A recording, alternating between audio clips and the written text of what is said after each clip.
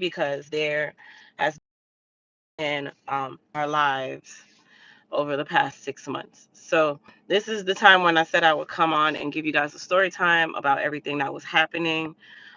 This is also the time when I feel like this is definitely going to be a true testimony to a lot of you, and it's also going to be something that you definitely can learn from if you are ever going to go through this process yourself.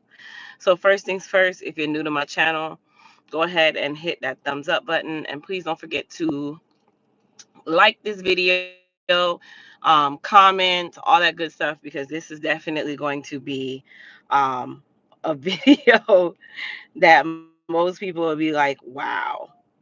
Let's just say very much so wow. Um, all right, so let me just start here. Last year, I watched some type of video last year. I forgot what the video was. And in that video, it was basically about um, discrimination. I don't know how I managed to get on the video, okay? Let's just say it that way. I don't know how I managed to get on that video, but it was a video about a guy getting an appraisal on his house.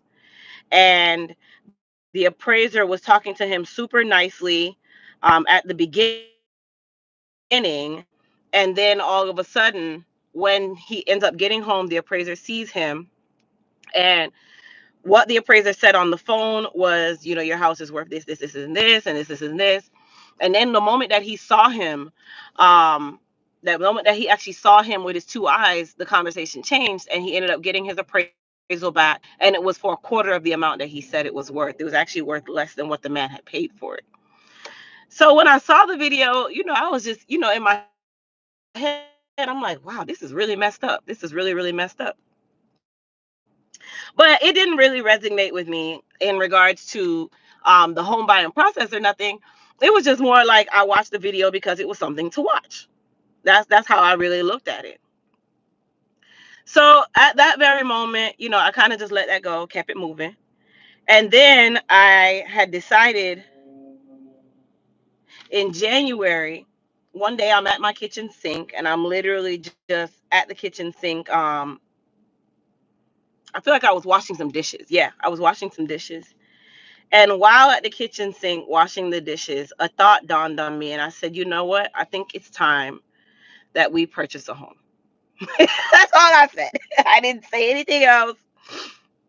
I didn't even look any other direction. All I said to myself was, man, you know what? I think it's time that we purchase a home. Just like that. So when I said that to myself, um, I was talking to Junie about it, and Junie was like, he's always been one of those people where he's like, babe, we need to like stop renting. It's time for us to buy a house. Like, it's time for us to like be settled, that kind of thing. Like, he's always about stability, and he's always encouraging it in that area about living our best life. And us renting or leasing homes is not it's not technically us living our best life, especially the type of people that we want to be or that we are aspiring to be. So I hear him all the time saying that. So anyway, I call a client of mine who is also a realtor, and when I call her, she was all for it. Like, she's like, yeah, types of people where we know what we know, but there are some things that you just don't know anything about. So when she said that, I was like, listen, I don't know. So she asked us some questions. And shout out to my realtor. Let me tell you guys right now, their company name is Hughes Premier Realty. HUIS Premier Realty. I'm going to put all of the information in the description box. So you guys that are in Florida who are looking for a home, I would more than tell you to contact them through this process, and you will know why in just a moment. Okay, so at that point, when we told her exactly, when we answered the questions that she said we needed to answer, we did that. And that's when she was like, okay, cool. So that works out.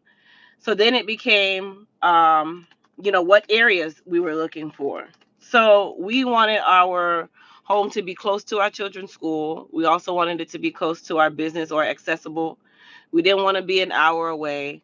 Like, All of the nice neighborhoods to me in Orlando are 30 minutes away from the inner city.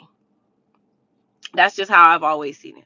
All the nice neighborhoods are like 30 minutes away from the inner city. So there are a couple neighborhoods in the inner city that are nice. And these neighborhoods, because of the type of home that we wanted, these neighborhoods are typically predominantly white. And I'm one of those people where I want to break the boundaries. Like I want to break the rules. I'm one of those people. Like I feel like we should be able to go wherever we want to go, and that's just it. And it's not even a feeling; it's a God-given right. But if you know anything about this world, you know that things don't always go that way. Anyhow, when we started the process, this was back in January. So you guys know that we are now at the end of June. So we started this process. Y'all, I want you guys just to follow me. We started this process in January. Okay, this was January the 12th to be exact.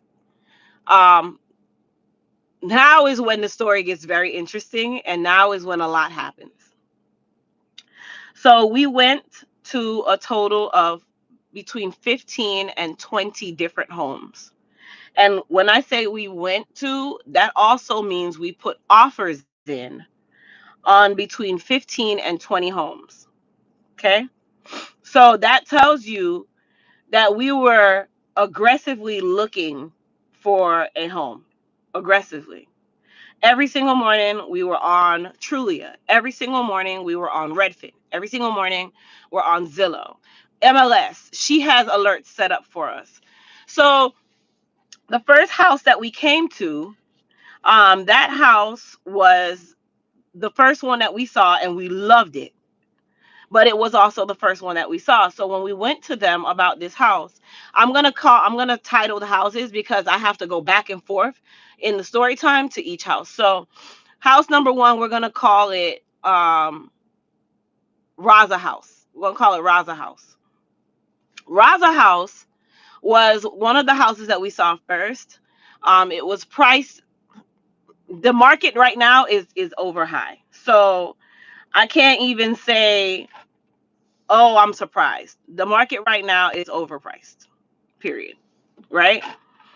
So when we went to Raza House seemed like more like a project. It was not like a project like the projects you live in, but it was a house that would require us to do a lot of fixing. I felt like it was a good starter home. Junie felt like it was a good starter home. So, we looked at it from a standpoint of, okay, we're first time home buyers. And of course, we don't know everything, but we can figure this out. Like we saw it as a work in progress and we were okay with that. We were okay with that. So when we went, Junie was like, babe, tell them this amount. And then I was like, okay, cool. So I told Mandy, which I call her Mandy, but I told her, I said, okay, offer this amount. That's what me and Junie said we're comfortable with. When I said offer this amount, she's like, that's exactly what I was thinking. And she goes ahead and she offers the amount on Raza House. Raza House it was built in the 80s. Okay, so Raza House was built in the 80s. So that tells you that yes, it's built in the 80s, but it is in a neighborhood that it should really not need upgrading because the neighborhood is a higher end neighborhood. So it should naturally have already been updated. But this was not those people that own that house's primary residence. So for them, they didn't think that they needed to do any form of updates. Okay. When we put the offer in on Raza House, the gentleman, number one, and this is where everything starts getting interesting. The gentleman whose name was on the listing was also the same last name of the people who were selling the house. But I've just learned in the home buying process that they have to disclose this because it's a conflict of interest. It could be a conflict of interest. So he didn't do that. And my realtor was like, hey, just so you know, are you related to these people of any form? Because you didn't put that on the listing. And that's when the person says yes. So then they go and update the listing. And, these things to me sound like small things, but in this area, it's a big thing. So he goes, he updates the listing and then rejects the offer. Just like that. They're like, no, that is that's not enough money. That is not enough money. Now, I'm not going to talk about dollars, guys. You're just going to hear me saying money and money, because I'm not going to really talk about figures. I'll just use false figures. So I'm going to be using a lot of false figures because that part is not the biggest thing, even though it is the biggest thing. Okay. So we're going to say that the house was $100,000 on the market. I'm just making up a number, you guys. But because of the condition that it was in, and the house had been on the market for like 2 months, we went in and offered 75,000. Okay. These are not real numbers, you guys. Houses are not being sold at these numbers, so just know that these are just example numbers. When we offered that, the person basically came back and said, oh, that number is way too low. That house is worth way more than that, blah, blah, blah, blah, blah, blah, and rejected the offer. So then we go back again and we're like, okay, so what number are you comfortable at? We either want full asking or more. We're not taking less. Well, this is in January. Mind you, the home had plexiglass on the stairway. Okay, let me tell you how outdated this house was. It had plexiglass on the stairway. It had cracked windows, some of them, water damage in the walls that you could physically see. These are things that you can see. This was even before inspection. It needed work. It needed work, but it was in a very nice neighborhood, and it was still high priced. It was still a high priced home. So once we noticed that they wouldn't come down on it, they wouldn't bargain on the price, we said, okay, well, we're just going to look for something else. This was back in January. So beginning of February, because mind you, the back and forth was going on for about 2 weeks. Like people were literally like dragging their feet on things. So this went on for about 2 weeks. So February comes around. And when February comes around, that is when we find another house. Okay, so this other house, super beautiful house. Super beautiful. Like the size, the location, everything was 100% exactly what we wanted. This house, Junie did not go to the tour. I went to the tour because we noticed and we had this very internal feeling that we were being stereotyped and profiled without even the person being there, because they had cameras. Like these were the kinds of homes that got cameras in them. Like these were those kinds of houses. Okay, so we go to the house. It was just me and the realtor, and we go in, we tour the house. It was absolutely amazing. Like I loved this house. I sent a video to Junie, and Junie was like, whoa, this is it. This is the house. This is the house. This is the house. So we're gonna say that we put in an offer of $300,000 on this house. Okay. When we put in an offer of $300,000, mind you, this is the asking price of the house was like $350,000. But everything needs work, and in this game, everything is about bargain. Okay. So when we put in the offer, the person basically comes back and says they have some other offers that they're looking at. They'll let us know. All right. All of a sudden, my realtor was like, Crystal, if you really, really want the house, if you guys really want this house, put in at full asking. I'm like, okay. So we went back and put in a full asking offer. And that's when the lady all of a sudden started to entertain us. Now, mind you, these people never see you. They don't see you yet. They don't know what you look like, because you're going off of either they can see you on camera, or they've seen so many people that they don't remember which one you are. So we looked at it in that light. We never met the realtor. The realtor never met us. All right. This is the house that had the most interesting things going on. Hold on, you guys.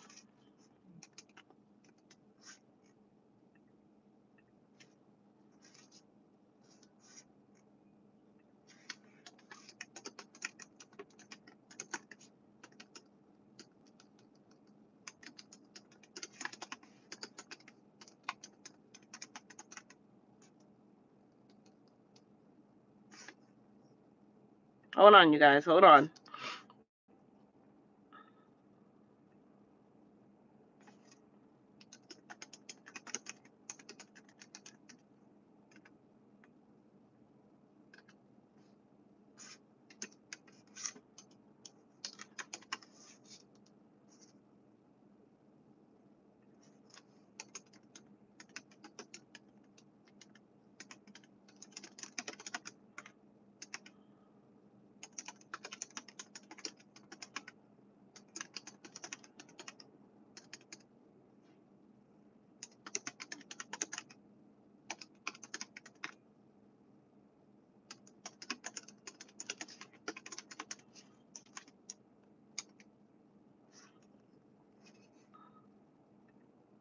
Okay.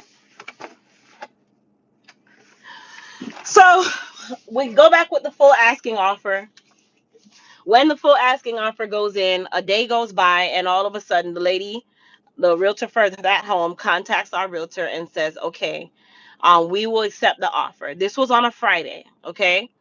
When they said we will accept the offer, um, come that Saturday, I'm waiting, and I noticed that I haven't gotten back a signed acceptance, because I'm learning that you're supposed to get back a signed acceptance because it's a legally binding contract that you guys are entering into. And I'm noticing that the signed acceptance has not come. Sunday comes, and I message my realtor and I'm like, "Hey, did you get the acceptance back yet?" She's like, let me find out what's going on.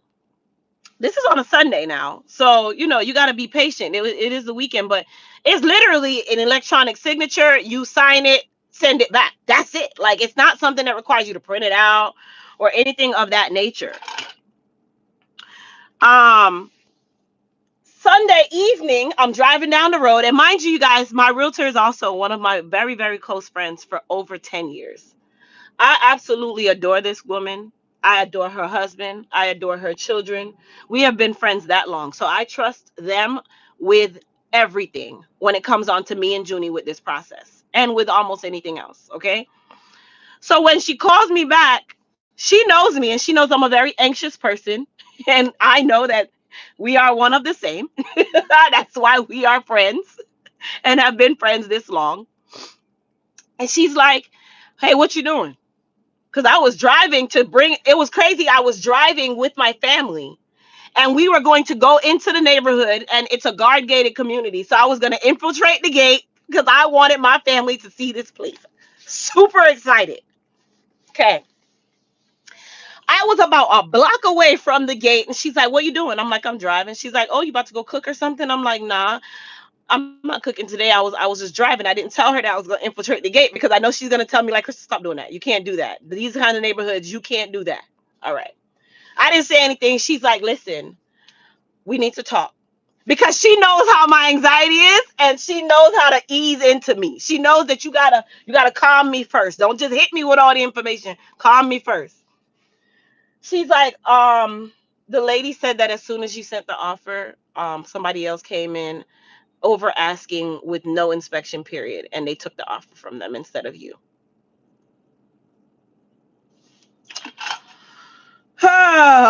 When she said that,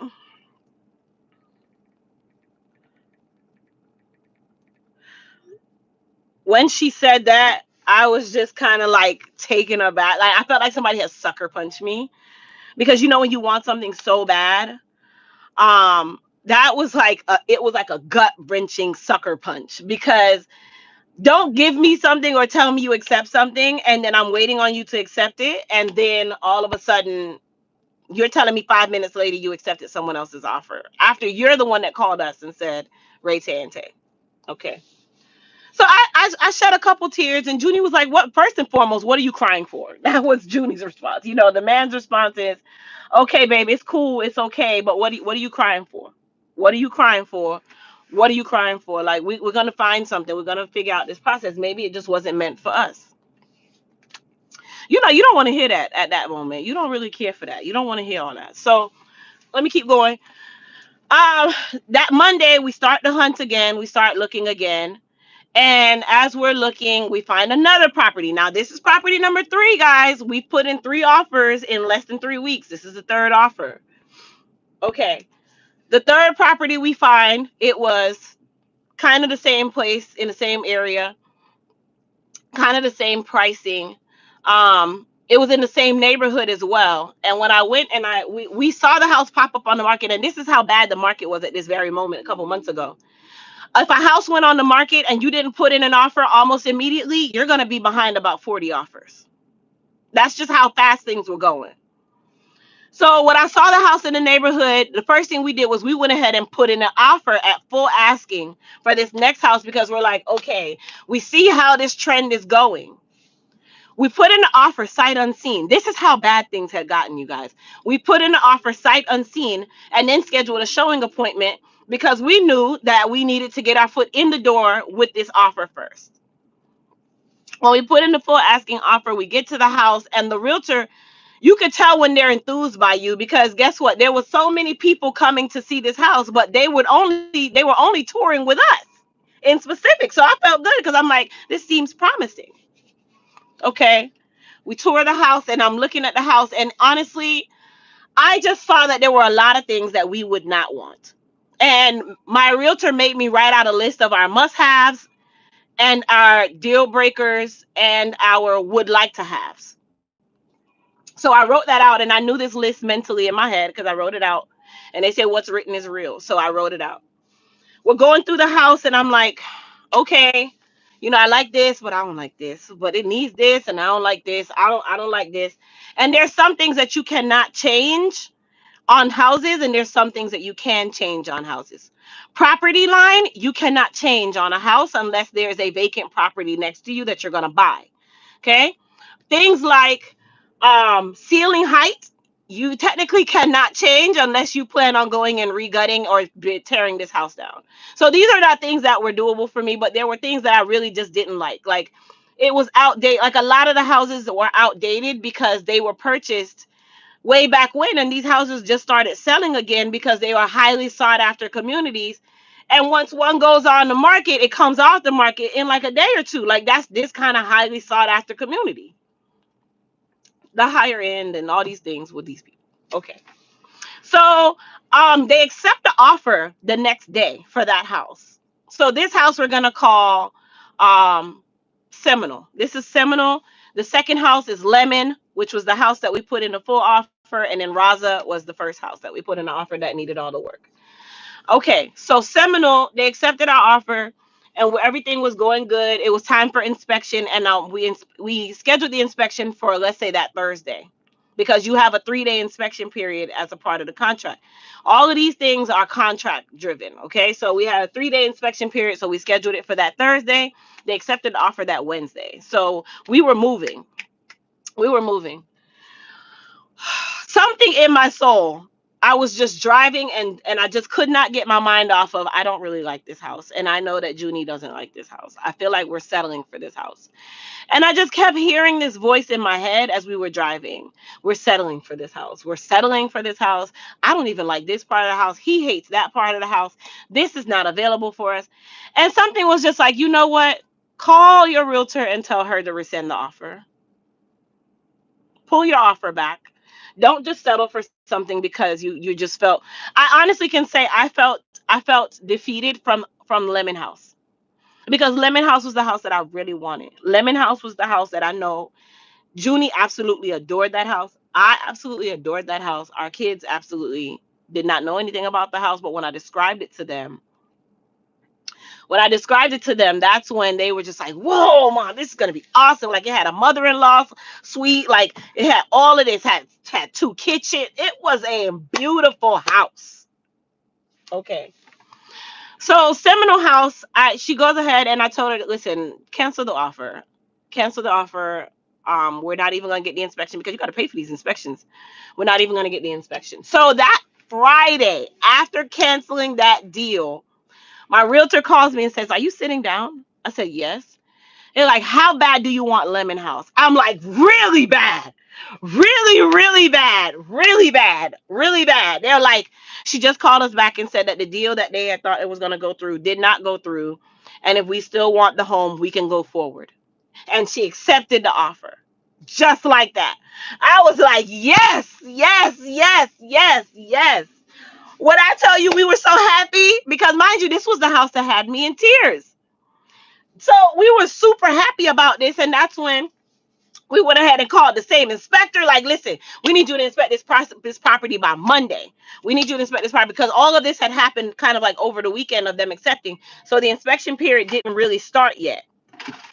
So Monday comes, the inspector goes out there, and now here's where things get interesting. Monday comes, my realtor was like, listen, do you want to pay the inspector with credit card? He's going to charge you a fee, or you can pay it with cash. I go and I said, I'm going to pay it with cash. So I draw out the money, and I said, I'll meet him at the property. And my realtor was like, at this moment, this is the time when you can also tour the house again while he's inspecting if you like. because that is a part of the inspection period. You can go back and tour the property. I'm like, yes. So I wait until about mid-afternoon that day, and I turned to Junie and I was like, babe, because he did not go on that tour, because our concept was don't let them see too much of us. And he's a Rasta. Rastas are always stereotyped because of their hair. Junie's a big guy. He's a big, nice looking guy, but he's still, we come from the hood. Like, we come from the hood, you guys. We were born and raised in not the greatest areas. So coming to an area like that, we know we're gonna scare people, right? But as a female, I can tone it down. They will accept me. As a male, they won't accept you. They're automatically intimidated, and they see rapper or drug dealer because of the type of car we're driving or the neighborhoods that we're looking in. They're gonna look at it like, you can't afford to live over here. That's how they look, and this was one of those kind of neighborhoods. All right, cool. So I actually drove my car over there, and he's like, and he said it out of his mouth. I was like, babe, come on. I want you to see the house with your two eyes, not just on the video. He said it out of his mouth that day. He's like, babe, you know for a fact that if I go to this house, these people are going to be automatically intimidated because I'm a black man with wicks. That's number one. He has really big, lumpy dreads. Number two, we're black. And I looked at him and I'm like, babe, you don't even have to worry about none of that. Like, come on, let's go see the property. All in all, he didn't go. He didn't go. So I go, and when I get to the gate, the guard gate, he has to call for them to let you in because you're not on the list. He calls whoever he says. They said, okay. I told the guy at the gate that I was going to pay the inspector. My realtor knows that I was going to pay the inspector. So when I get to the house, I pull in because it has automatic gates. So the gates were already open. So I pull into the driveway, and it's a curved driveway, and I curve and I see a work truck over in the far corner of the yard. So I fully pull my car into the driveway right by the work truck, get out of my car. Now, mind you, I wasn't dressed up. I just had a little beanie cap on. My hair wasn't combed, so that's why I put the cap on, and I had on some real regular clothes, nothing fancy. Anyway, when I get there, I pull up and I get out of the car, and I'm walking towards the work truck because my efforts is I'm going to pay the inspector. I'm not coming to talk to anybody. I'm not coming to do none of that. So my thought process is I'm paying the inspector. Okay. When I get out the car and I start walking towards the work truck, I hear this faint voice that says, hello, hello. So I look back and I see this little frail looking, pale looking lady with straggly hair, lighter skin. And I'm like, hi, how are you? I put on the immediate corporate voice. Hi, how's everything going? How are you? Blah, blah, blah. I'm Crystal. I shake her hand. I was just actually coming to pay the inspector. I didn't want to disturb you or anything. My realtor said that I could come and pay him directly, and I thought this was him over here. She's like, no, the inspector left a while back. That's my handy person. I'm like, oh, okay, I am so sorry about that. Like, I wasn't trying to intrude. I didn't even want to disturb you. I was really just coming to pay him. And good thing you stopped me because I would have ended up paying your handyman for my inspection. She's like, oh, okay, yeah, no problem, no problem. I will say that the inspector found some dry rot out in the back on the deck, and we're going to fix all of that. So, there's a couple things. I'm like, dry rot? She's like, well, let me show you. And she invites me into the house. Hello. Now hear these. Now make sure y'all keep these in your head. She invited me into the house. Okay. Okay. Oh Lordy. I'm walking to the car to my salon, you guys. So we're gonna walk and talk.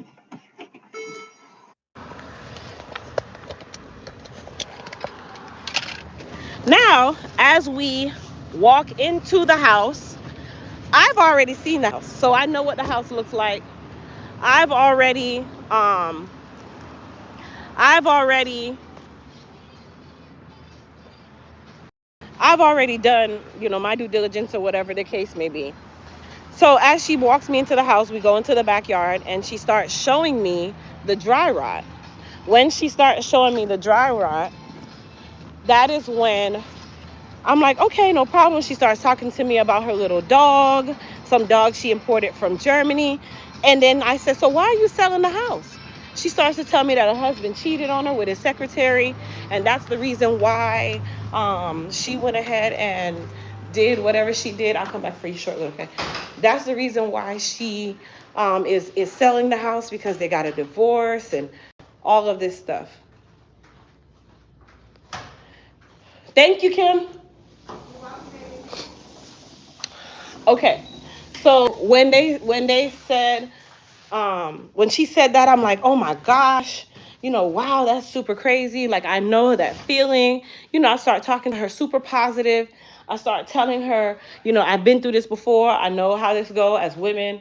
I told her all of this good stuff, all these encouraging words. I'm like, well, I am super excited about this process with you. I hope that it goes really, really smooth. And as I'm talking to her, that's when I see a little girl come out of the back, and it's a little mixed girl, a little mixed child. So when she comes out of the back, the little girl is like, just like that. And when she does that, I'm like, well, why she did that? So she runs back in. So she's like, oh yeah, it's me, my granddaughter, and the other one. And she points like this, the other one. And in my head, I'm like, well, who describes people as the other one? So then I'm like, it didn't really dawn on me just yet. I leave, I shake her hand. She's like, she's moving to a house in the same neighborhood. She's just downsizing because of the divorce. You could tell that she was super stressed out. She was going through it, whatever. Okay, good. I leave the house, and let's say this is Monday. This is Monday. You see, by Wednesday, I get I'm lying. Tuesday. This is Monday. Tuesday, I get a call from the realtor. She's like, Crystal, listen to this. Why this lady called the realtor and said you showed up at her house unannounced trying to talk to her about the deal?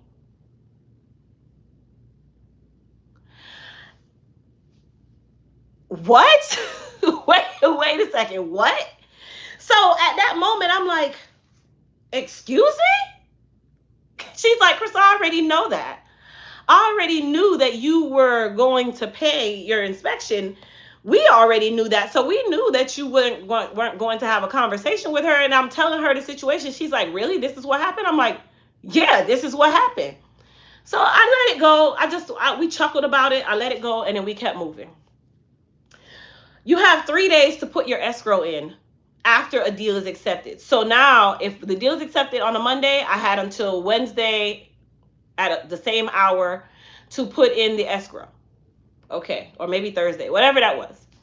I go to the bank that morning. We put in the escrow deposit. All of a sudden, I get a call back from my realtor. No, I'm lying. I didn't get a call back from the realtor. That Friday, I noticed I'm on Trulia and an alert pops up that a house just went on the market. And the house that went on the market was the address of the house that I had put my escrow money in on.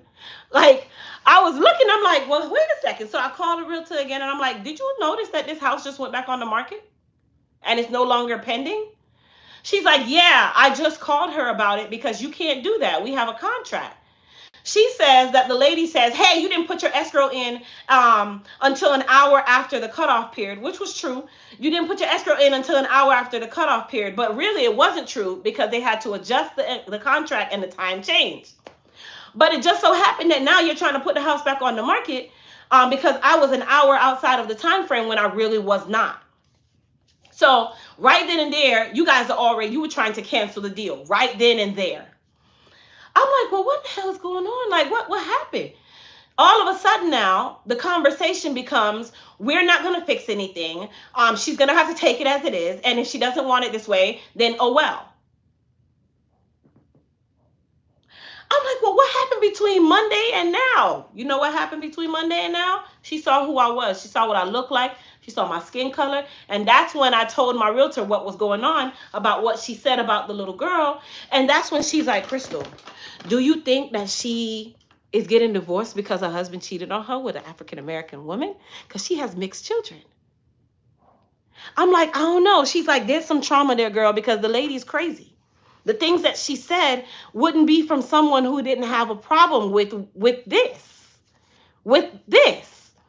Because all of a sudden, the whole conversation changed. I'm talking within 24 hours. It was, I showed up at your house unannounced to talk to you about the deal. It was, oh, I put in my escrow an hour too late. Okay? 1 hour too late. And I wasn't an hour late. All of a sudden, it became, oh, you were going to fix the dry rot. But the moment that it dawned on you and you thought about it, you're not fixing anything. It's take it or leave it. And I'm sitting there and I'm like, what the heck is going on? So then my realtor talks to her realtor, and all of a sudden, the realtor who was super nice to us, you're no longer nice to us. You're no longer super supportive, super, oh my gosh, anything you need, we're going to get this done. This was no longer the conversation. It became now, oh, the contract name needs to be changed. It needs to be her name. We're not going to bargain with this pricing. This pricing is exactly what it is. Hold on. So when the inspection came back, the husband's not black, the husband was white, but he had a mixed child. And when she said the other one, you would not call her your granddaughter. You wouldn't call her your daughter. You called her the other one like she was a dog. Like she was a dog. Okay? That was how she said it. The other one. Like you were disgusted about it. Okay. Anyway, my realtor had to go as far as filing a complaint with DBPR about the tactics that they were doing. And I was so headstrong that we really wanted this house. We wanted this house. And I honestly was willing to deal with this. I honestly was. And my realtor calls me a week later and was like, listen, Crystal, we can take this tooth and nail. We can go in. We can go deep with this if we need to. We can. But I don't really think that it's worth you doing all of this, because guess what? They already don't want to sell the house to you. We've already figured that out. And we know why they don't want to sell the house to you, but we cannot prove it. Hold on. So they say, you know what? I got an idea so we can prove it. My realtor is African American. So they have white realtors. They're a broker. This is the actual brokers. They're a broker realtor.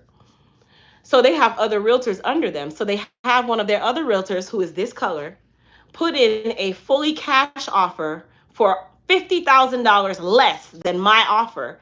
And they put it in the name of a land trust with my initials. So it didn't look like the same person, on purpose. They wanted to see if they were going to accept this offer or they were going to try to work around it to get this offer. Now, mind you, the offer was put in full cash at $50,000 less with an appraisal contingency on purpose. Do you know that at the moment that lady got that offer, she went and looked for the realtor's name, and you saw that she was this color, and you literally tried to entertain this offer and call our lender to find out if everything's going through, because if it's not, we're just going to go ahead and cancel the deal because we want to go ahead and get this process going. Is everything going through? Because apparently you don't think that we can get through things the right way. We might be trying to beat the system. We might be trying to steal your home. That's not really possible. But we might be doing this because we're African American people and you didn't want to sell that house to us.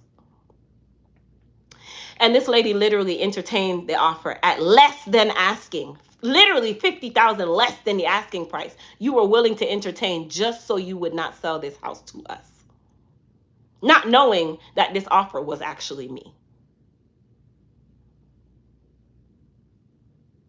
So all in all, no, I did not get the house because we ended up canceling the deal because we clearly could tell that what they were trying to do.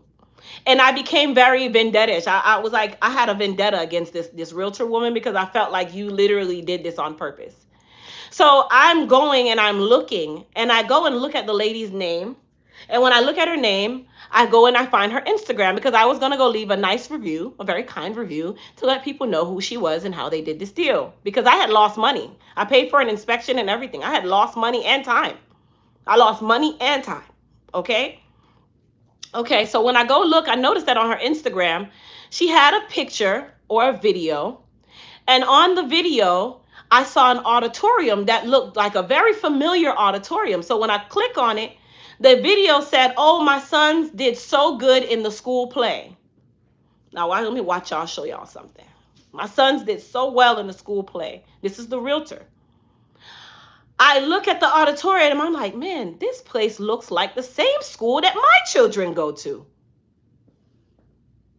But I'm so beneath you. My children go to the same school as yours. So there's an in-school directory, an internal directory that parents can look at, and you can get each other's phone numbers and addresses, and there's pictures of you, your family, everybody. So when I go, I type in her last name. Lo and behold, you got two boys that go to the same school that my three kids go to. So if our three kids are going to the same high-end ass private school, clearly we are of the same class. Because your Pitney them, I go to the same school as my Pitney them. My children are doing the same things that your children are doing. We pull into the same car line. The other lady, you live in the same county. Your daughter was going to the same school. So clearly, we are on the same level of class here. But you literally will try to rip this from my fingers because of this. But we have the same things. But that just shows you guys that we're already at the bottom of the totem pole no matter what we do. We're always at the bottom of the totem pole, no matter how good things are, no matter how great things seem. That lady literally ripped that thing out of my hands and was willing to put it back on the market just not to sell it to us. Okay, let's keep going real quick. So I was still hurt. I was very hurt. I cried about that deal. I was very hurt. Once again, now mind you, in my head, I'm like, well, God brought it back a second time. So I knew it was meant for me. And it still wasn't meant for me. And I feel like he brought it back to me a second time because he needed me to see that it wasn't meant for me. But because I wanted it so bad, I had to go through that experience to really see that it wasn't meant for me. And it was just a part of my testimony. That's all. It was just a part of my testimony. So we get past that house and we find another house. And we put another offer in on this house. And mind you, this house now is in another neighborhood, same kind of guard gated, really nice neighborhood, really good price. Put the offer in. Let's say we put the offer in for $500,000. When we put the offer in, they have an open house that Sunday. They tell us that we have to wait. They want to catch all the offers first, and then they'll call whoever has highest and best. We didn't get a call that Tuesday or that Monday, so we knew that we weren't highest and best, but we had went in at full asking. All of a sudden, that Friday, the realtor calls me and says, hey, Crystal, you know, the realtor from, we're going to call this Lake House. The realtor from Lake House just called and said, if you'll put an extra $10,000 on there, they'll go ahead and do the deal. Okay, so we do it because it's a nice house. It's in the neighborhood we want. It's in the area we want, the size we want, all that. Okay, great.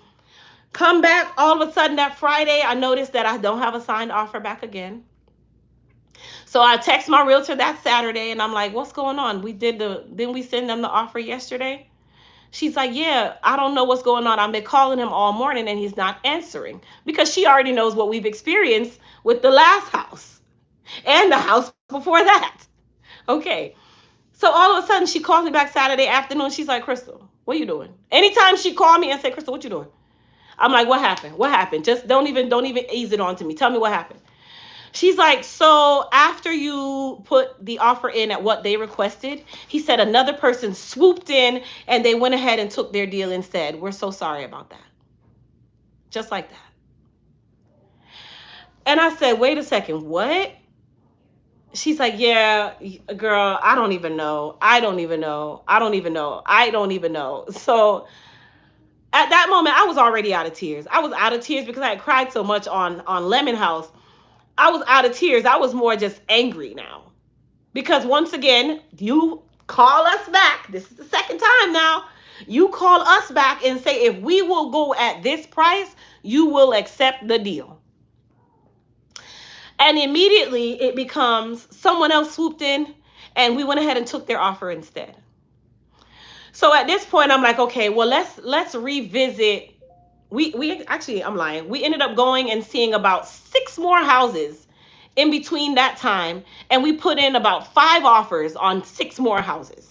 Mind you, all of these houses are in the same area, same neighborhoods. So I already knew that they were what we wanted. It was now we're just trying to get a house. When we do that, I noticed one offer got rejected because someone else came in. The other 3 offers, they got rejected because people came in at higher prices, cash offers.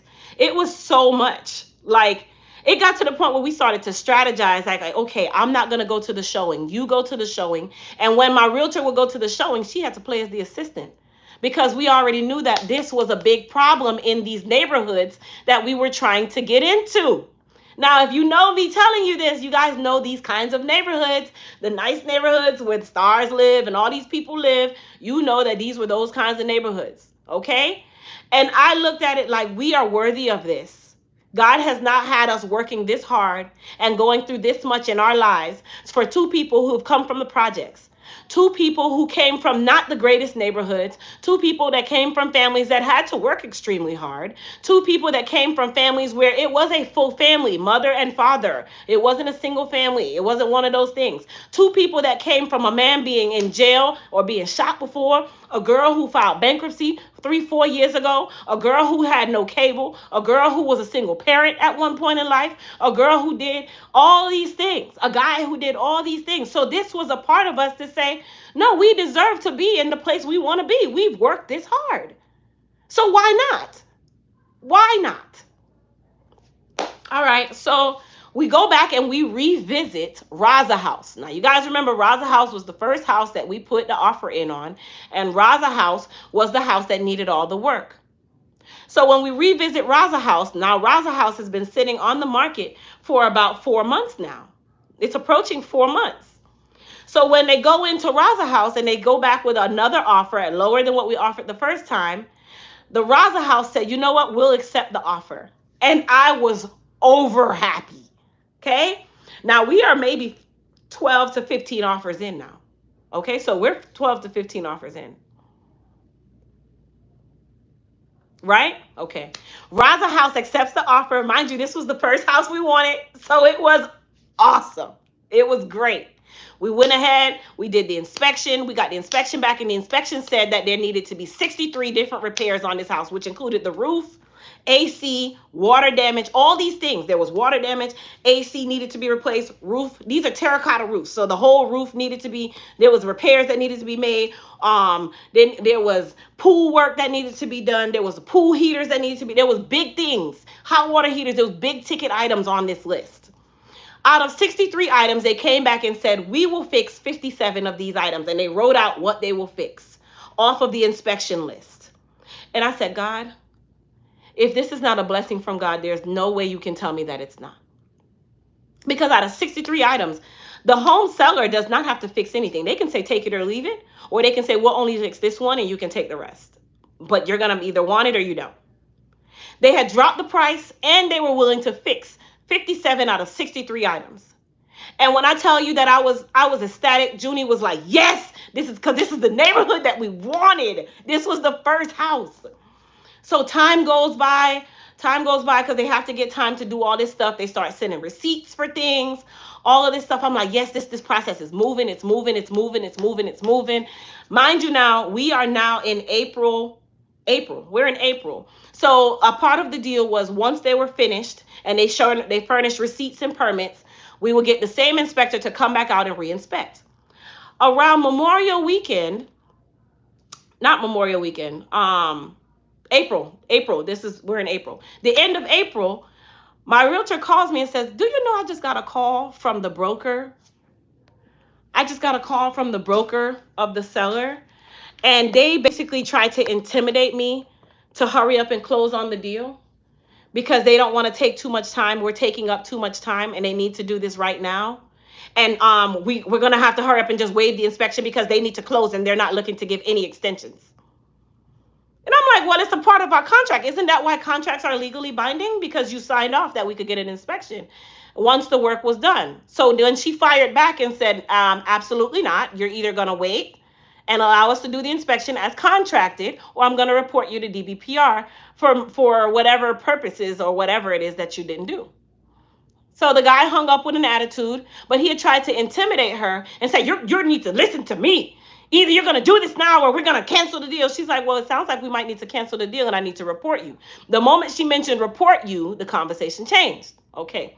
So they did an extension and we went ahead and got the inspection done by the same inspector that inspected the first time. Mind you, they had sent us an email that said all of the things were done and they sent receipts for the things that were done. When the inspector goes back out that Wednesday and he does the re-inspection, you told us that you had done all 57 items on this list and you sent us receipts for all 57 items. So if all 57 items were done, how is it that when the inspector goes back to re-inspect, he takes photos each time he does it, and he went back on the same inspection and notated in green what was done and in red what was not done? How is it that 25 items on that 57 item list was not done? And of those 25 items, you had given us receipts for it. Y'all heard me right. You said you were going to fix 57. You sent us receipts for the 57 items that you fixed from different vendors. But how is it that when the inspector goes back out, the photos look exactly the same as the first photos? And 25 of those items were not done. You didn't even touch them. But little did they know that my realtor had already given me the the lockbox code, and I had been checking the house every couple of days. And every time I would go there, there was nobody there. I would check the house before work and I'd go back after work because I wanted to see if work was being done. If I saw a work truck in the yard, I wouldn't turn in. I'd keep driving. It got to the point where the guard at the gate knew me, and he never had to verify me again. That's how often he saw me. Junie went with me a couple times. I went a couple times. We go in the house and I'm looking and I'm like, I don't see anything changing. I saw them working on the roof. I saw that there was a new hot water heater. I saw some things. I saw the AC unit had gotten replaced. I saw some things. But a lot of the things, and then one day I said, well, this was like a day or two later. I sit down at the table and I go line by line with all of the receipts. I printed them out. And I go line by line with all of the receipts. Now, mind you, we are now at May 10th. We're at May 10th. Our closing is May 12th. On May 10th, I'm sitting at the table. I said, babe, I'm going to go through these receipts and I'm going to verify each line to see what was done along with the inspection report. When I look at it, I call a company that you claim did the windows. When I call the company that sends you a receipt for the windows, this same company is saying, oh, well, we only did 2 windows, but we invoiced for 5, which was a mistake. But the inspector looked at the windows and showed that the windows were never touched. We call the pool heater company. And mind you, my realtor had already chimed in and said, hey, listen, these receipts are not accurate. How is it that you're giving us receipts for painting a pool floor, but the pool water has never been drained and the floor still looks the same? How I know the pool water had never been drained? Because I was going there every day. The pool was never empty. You can't paint a pool floor unless they have some way that you can paint a pool floor with the water still in the pool. How can you do that? How can you repair a pool floor with all the water that's dirty still in the pool? I don't think you can, unless you got some miraculous way of doing it. All right, cool. So at this point, closing is May 12th. They challenge them and they say, hey, we need you to verify these receipts.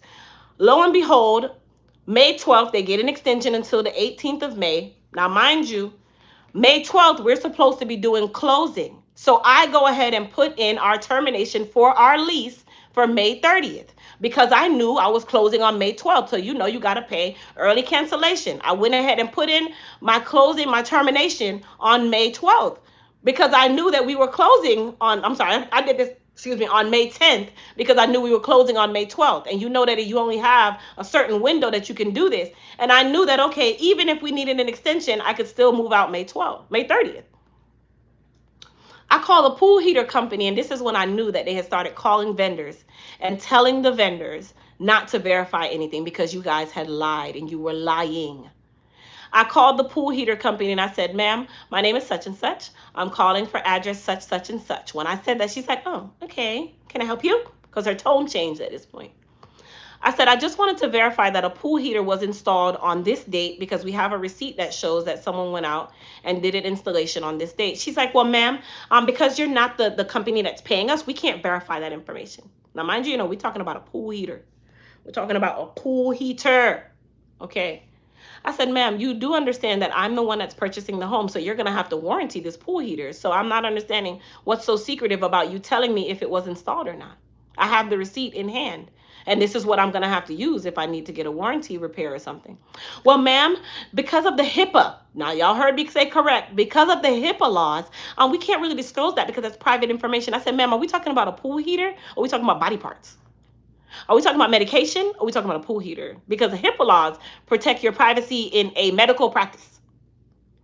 You're not even, are we talking about a pool heater? She's like, well, ma'am, I can't help you.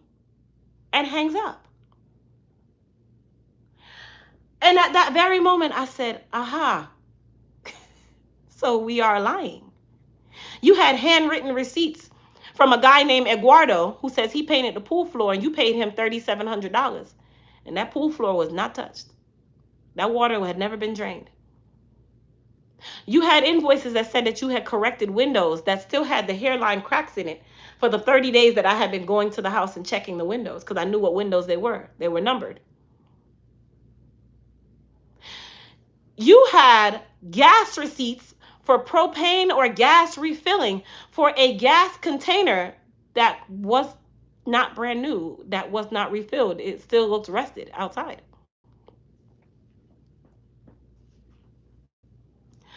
So, by this very moment, now mind you, your girl just told you that we have put in our termination for our lease on May 10th because we knew we were going to close on May 12th. They asked for an extension through May 18th so they could get everything done. Now, mind you, May 18th was only 6 days away. So how is it that you could get all of this work done? This is big stuff, big things that you have to get done. And you're going to tell me you can get it done in 6 days? But you had already been doing this for almost 2 months. Almost 2 months we had been waiting on this. They have been doing this for almost 2 months. So in 2 months, you wasted all of our time. In 2 months, they had not done half of the work. I had paid for 2 inspections. These are not cheap because they go based on the square footage of the house. These inspections were in the thousand. Okay? 2 of them we paid for out of our pocket.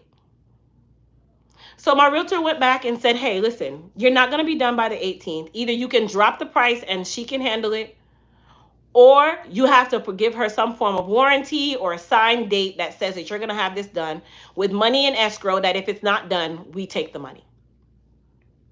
At that very moment, they said, we're not doing anything else. You can take it or leave it. Now, mind you, we have a legally binding contract, and I've already put in the termination for my lease. And my realtor said, Crystal, we can sell you a house if we want to sell you a house. But as your realtor, it is my job to tell you not to take this deal. It is my job to tell you to go ahead and cancel so you can get your escrow back. But at this moment, I'm in my head like, okay, well, what am I going to do? We've already put in our termination of our lease. We have to be out by May the 30th. Before I could even go and sign the cancellation, they sent the cancellation. They were willing to take it all and say, have a good damn day. And at that moment, I called the leasing company for the home that we live in. And I asked them to go ahead and if we could get an extension for about 30 days. And you know what they said to me? They said, Miss Williams, once you sign a termination, you can no longer revoke that termination. And we already have a tenant approved, so you have to be out by the 30th.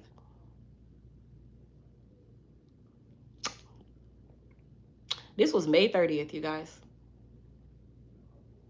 But it doesn't stop there. So we went ahead. They terminated the contract. We have to contact an attorney. So me and Junie have been dealing with an attorney because now we have damages. May 30th, we had to move out of a home with no home. This is why when I was telling you guys that I had been going through so much, and that's why I hadn't been on live, because we were trying to figure out our life. We literally had no place to go. We could have gone back to our parents' house, of course, but we couldn't go sign another lease somewhere else. So we ended up having to Airbnb it. We had to Airbnb it for over a month. Over an entire month, we had to do Airbnb. And each Airbnb was already booked out because it's summer. So with it being summer, we had to move 3 different Airbnbs. And every time we had to go from Airbnb to Airbnb, we had our personal items. So we had to get a U-Haul for our personal items. We had to pay a moving company to take our items and put them in a storage that we had no access to. Mind you, Crystal was living out of a laundry basket. My children, they were with my mother, so they were okay. They weren't feeling the displacement that we were feeling as the adults. We lived in an Airbnb for over 30 days. If you guys don't know how Airbnb works here, in Florida, they are price gouging. So we ended up spending about 3 months of rent on Airbnb in 30 days.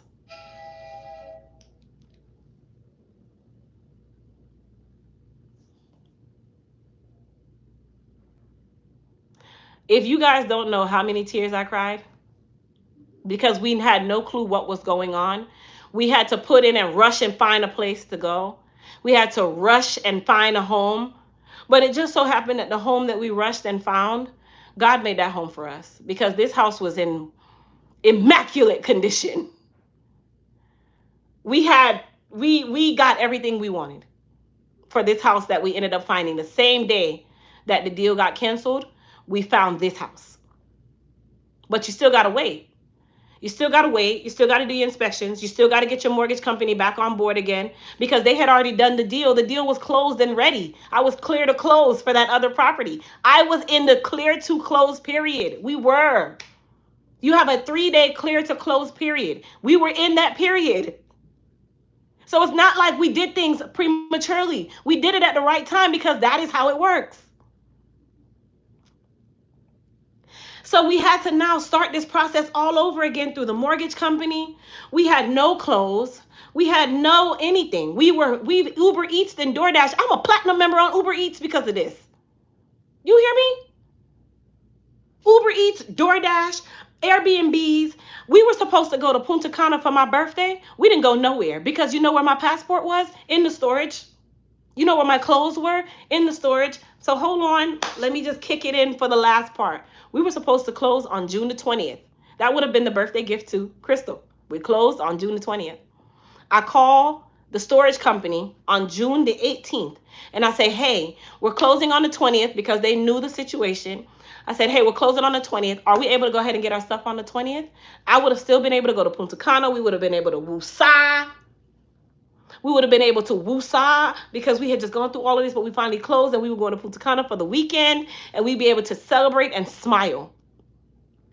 Now, mind you, my birthday is June 22nd, and the anniversary of Junie's son passing away is June 23rd. So you guys know that that entire week was one of the most tiring weeks of our entire lives, because you're celebrating a birthday and mourning a child all at the same time. All at the same time. So the day that you guys saw me come on live and I was encouraging myself on my birthday, this is why I tell people that you don't know what a person is going through. You don't know the depression that I was feeling on my own birthday, because I was going through so much. And it ended up happening that the moving company was like, we can't get to you till the 28th. So even if we closed on the 20th, I could not get my belongings until the 28th. Our Airbnb, thank God, she allowed us to extend, and she canceled the person that was booked right behind us. So she allowed us to stay until the 28th, when we finally got the moving truck to move our items into the home. I didn't go anywhere for my birthday. We went and had some drinks. Father's Day was a very depressing day, because Father's Day was the 19th. His son died the 23rd. My birthday is the 22nd. So I really had no birthday. I really had no celebration, because it wasn't a celebratory day. And we still hadn't closed, because there were things that just felt like they were just working against us. Everything we were doing. The mortgage company, you asking the same questions that you had just asked 15 days ago. And you wanted me to do 10 times more now because of that deal. Because that deal, we had to do 10 things more. So y'all tell me now that this is not through the grace of God, that the house that we're in, God, I know that this house was promised to us, because I can't go through this much. My children and my man, we cannot go through this much and not come at the end of this tunnel and say, wow. Between January 12th and June 24th has been complete hell. Between January 12th and June 24th has been complete hell. We've been discriminated against. We've been told, oh, hold on. We've been told you can have the property, for it to only be told that we can't have the property twice. We've had deals canceled on us. We've had to move out of a house. Oh, the moving company, they tripled the cost on us the day they came to get our stuff. The price tripled. We ended up spending triple on a move. So if the move cost us $1,000, by the time it was done, it cost us $3,000. So y'all do the math.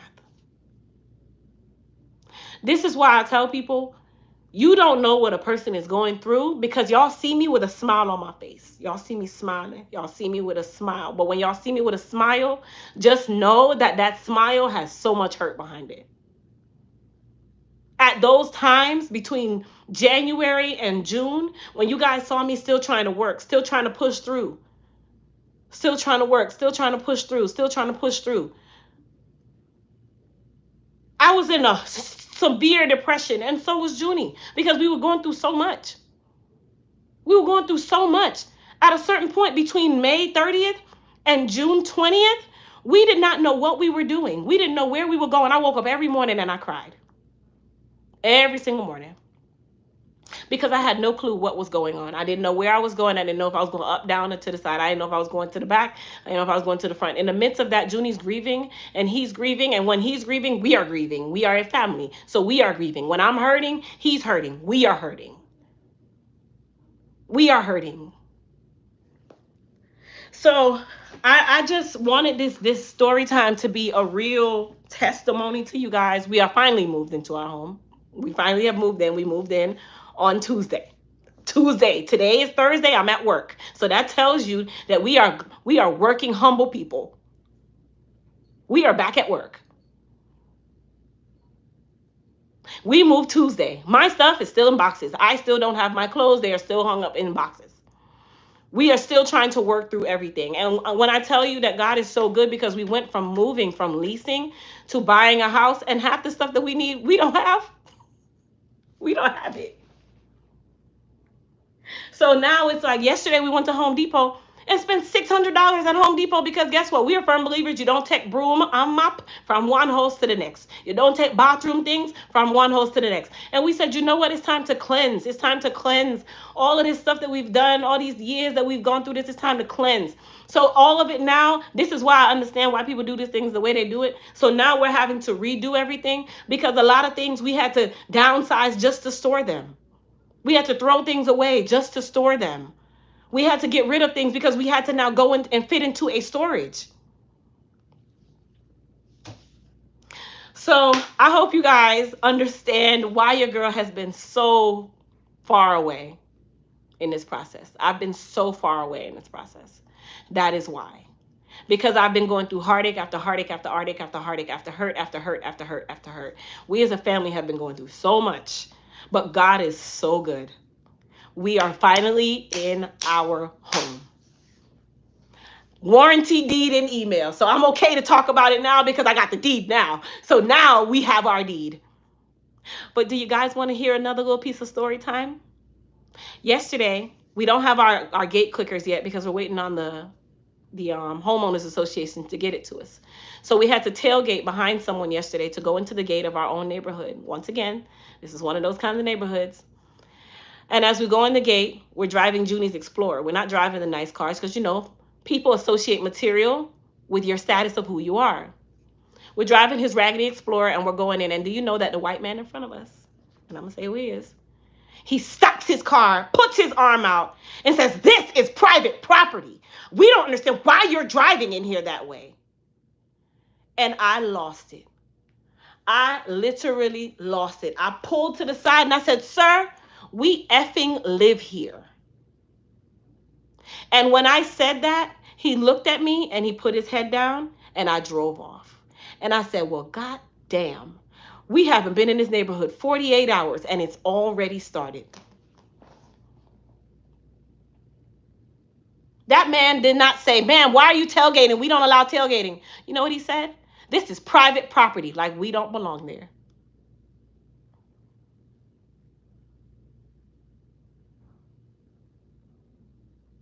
And I said, God, the devil is still trying. He's still trying. He's still trying, but he's not going to win. He tried up to yesterday to steal every ounce of joy. And we felt like straight shit. I'm not even going to lie.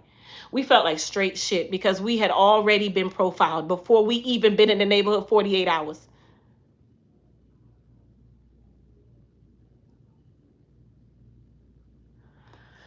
Anyway, you guys, I'm about to get started. I gotta start with my client. Just know that God is amazing. That is not gonna be the defeat of us. God is good. God is good. God is good. God is good. God is good. And God is good. Because guess what? We own our home now. So you can do all that you want to do, but that deed can't be reversed. It's in the email. Everybody's gotten their money. That means that it is our time. It's ours. It is ours. And no matter if you want to put your arm out, if you want to carry on and do whatever the hell you want to do, but just know that when that gate opens, I can go in there. My husband can go in there. My kids can go in there. But all right, you guys. So I hope you guys enjoyed the story time. But I also want you guys to do me a favor. I am going to put my realtor's information down in the description box.